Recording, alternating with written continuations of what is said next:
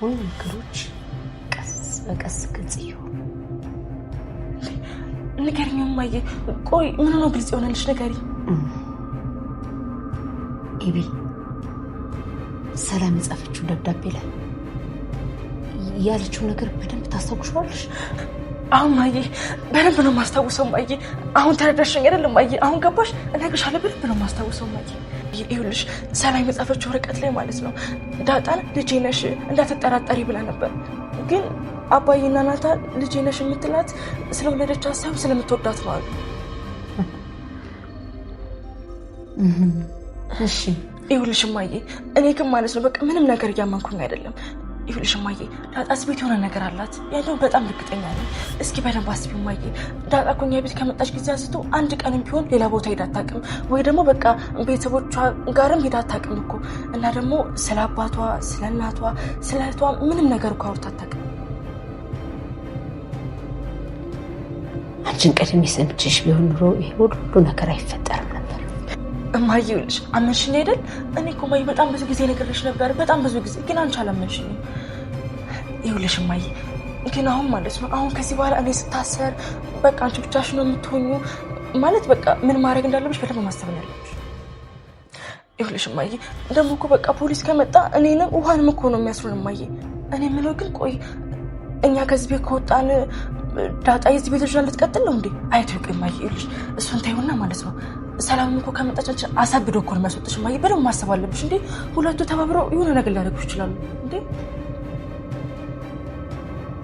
አሁን ማልፈልጋቸው ነገሮች እየተፈጠሩ። እሺ እማዬ ንገሪኝ እስኪ ማለት እስቲ ምንድን ነው ያወቅሽው እማዬ ንገሪኝ። ዳጣ ሲሳይ ልጅ አይደለች ደረጀ እሷ ማሽታውኛል። እዚህ ቤት ውስጥ ሰላም ብትሆን አንድ እኔ የማላውቀው ከበድ ያለ ነገር አላት። ሰላም ምንድን ነው የጻፈችው? ቆይ ግን እኔም ብለው ሰላም ከዚህ ቤት ውጭ ታውቂያት ነበር እንዴ? አይ ኤቢ የጠየቅኩሽን ብቻ መልሽልኝ። ሰላም ምንድን ነው የጻፈችው? ቆይ ምንድን ነው እንደዚህ የሚያስገበግብሽ እኮ ኤቢ? እየለመንኩሽ አይደል? ምንድን ነው የጻፈችው ንገሪኝ። ቀላል እነግርሻለሁ ተዘጋጅ። እሺ ኤቢ ንገሪኝ። ሰላም ስለኔ ምንድን ነው የጻፈችው? ንገሪኝ።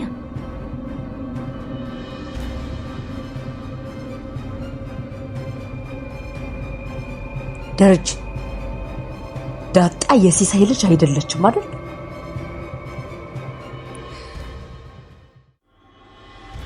ዋሽተኛል አይደል?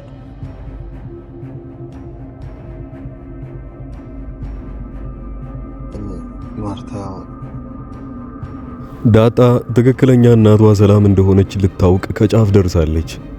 ካሁን ያለችውን ጥያቄ እየጠየቀች የነበረችው ኤቢን እንደሆነ ታውቃላችሁ። ኤቢ እንደውም ሁለቱ ይተዋወቃሉ፣ እናትና ልጅ እንደሆኑ መጀመሪያውኑ ያውቃሉ ብላ ነበር የምታስበው። ለካ ዳጣ እውነታውን አታውቅም። ዳጣ የምታውቀው እዛ በውስጧ ያለው ትክክለኛ አባቷ ደረጀ ብቻ እንደሆነ እንጂ ደረጀ ዋሽቷት እናትሽ ሌላ ቦታ በሰላም እንዳለችና በቅርብ ጊዜ ውስጥ ከሷ ጋር እንደምትተዋወቅ እየነገራት ብቻ አብረው እንዳሉ ነው የምታውቀው። ሰላም ትክክለኛ እናቷ እንደሆነች ካወቀች በኋላ ዳጣ ሙሉ ለሙሉ ቤተሰቦቿን የምታውቅ ይሆናል። መጀመሪያም የምታውቀው ደረጀ ትክክለኛ አባቷ እንደሆነ ነው። ከሰላም እንደተወለደች ስታውቅ ደግሞ ሙሉ ቤተሰቧን አግኝታለች። በዚህ በኩል ኤቢ እየፈራች ያለችውና ለማርታ እየነገረቻት ያለው አንድ ነገር አለ። እባክሽ ማርታ አይንሽን ግለጪ፣ ሰላምና ዳጣ የሚያገናኛቸው ነገር አለ። እሷ ማለት ደግሞ እዚህ ቤት ውስጥ በሰላም ሁለቱ አንድ ላይ የሚኖሩ ከሆነ ደረጀ ለምን ይመስልሻል እኔ እንድታሰርና እጅሽን ለፖሊስ ስጪ እያለ እየነገረኝ የነበረው? እኔ ታሰርኩኝ ማለት አሁን አንድ ላይ እሱ ሳይመታን ወይንም ደግሞ ሊገለን እየሞከረ በነበረበት ጊዜ ዊሃ እኔ እሷ አጠገቤ ነበርኩኝ። ያ ማለት ሁለታችን እንታሰራለን፣ አንቺ ብቻሽን ትቀሪያለሽ። አሁን ልጆችሽ እንዳይሄዱብሽ የምትፈልጊ ከሆነ ቶሎ ብለሽ ዳጣንና ላው እዚህ ቤት አስወጫት እያለቻት ነው ያለችው። ማርታ እውነትም ከዚህ በኋላ መስማት ያለብኝን ሰምቻለሁኝ። እስካሁን ድረስ ሰላም እና ደረጀ መሃል ላይ ያለውን ሚስጥር ማወቅ አልቻልኩም። በዛ ላይ ዳጣም መሃላችን አለች። ዳጣም የምታውቀው ትልቅ ሚስጥር አለ፣ ሰላምም እንደዛው። ደረጀ ደግሞ በተለይ ሰሞኑን እየተጨነቀ የመጣበት የደበቀኝን ነገር ከዛሬ ነገ እነግርሃለሁ እያለኝ፣ አሁን ግን ሶስቱ መሃል ላይ የሆነ ምክንያት የሚያገናኛቸው እንደሆነ አውቄያለሁኝ ብላ በሰላም እንደ ከዚህ በፊት እንደነበረው ኤቢን ሳታሸማቅቃት በሰላም ስትሰማት ነበረ። ያ ማለት እውነታውን እየተረዳው መጥቻለሁ ብላ እንድታስብ አድርጓታል።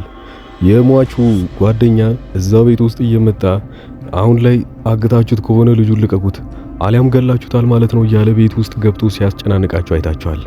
ያ ማለት እንግዲህ በቅርብ ጊዜ ውስጥ እሱም እውነታውን የሚደርስበት ይሆናል። ሌላው እንግዲህ ደረጀን ስታፋጥጠው የነበረችው ማርታ አንድ ጥያቄ እየጠየቀችው ነው። እውነት አሁን ላይ የዳጣ አባት ማን እንደሆነ ታውቃለህ?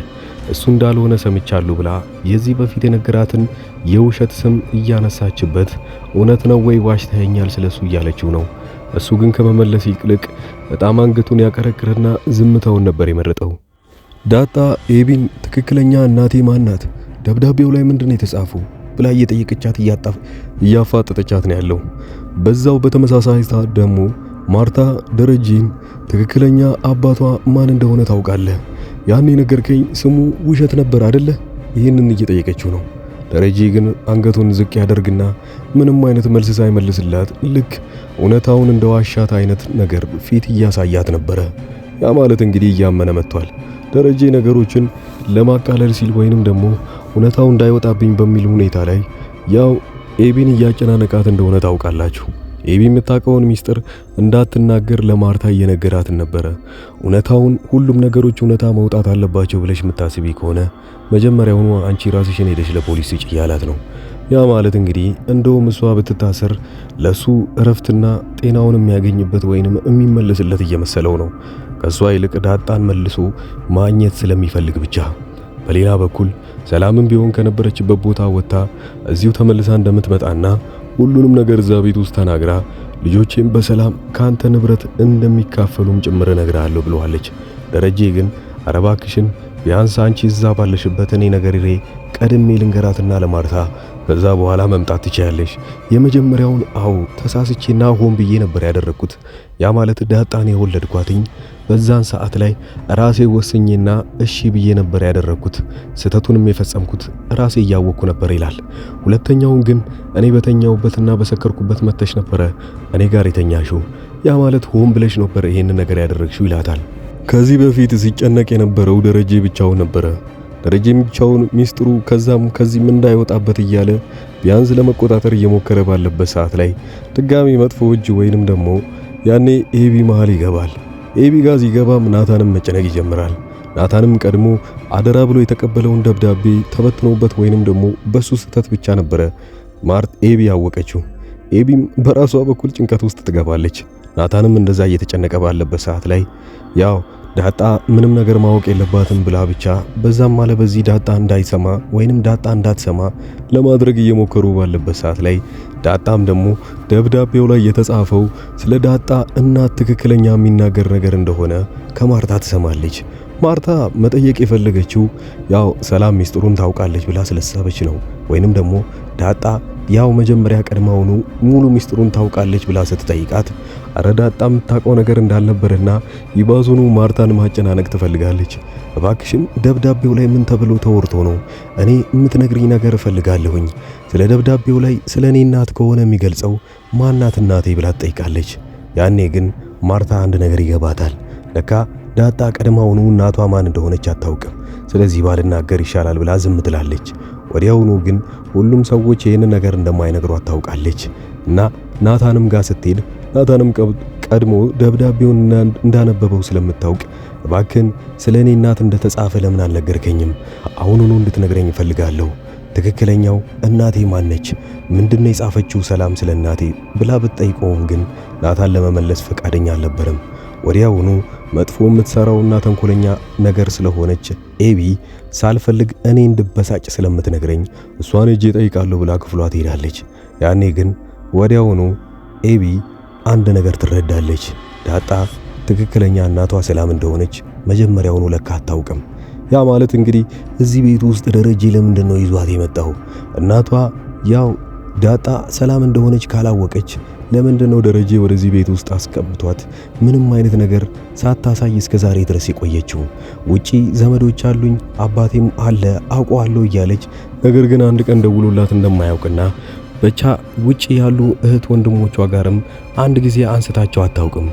ያ ማለት እህትም ወንድምም ካላት እንግዲህ እዚሁ ቤት ውስጥ ናቸው ማለት ነው። ይህንንም ኤቢ ለማርታ ስትናገር ማርታ ትደነግጣለች። ከዚህ በኋላ በራሴ በኩል ሁሉንም መረጃዎችን ማጣራ ይሆናል ብላለች። ቀጣዩ ክፍል ላይ ምን ይፈጠር ይመስላችኋል? የራሳችሁን ሐሳብ ኮሜንት ላይ ያስቀምጣችሁልኝ። ቻናሉን ሰብስክራይብ በማድረግ አብራችሁን ሁኑ። መልካም ጊዜ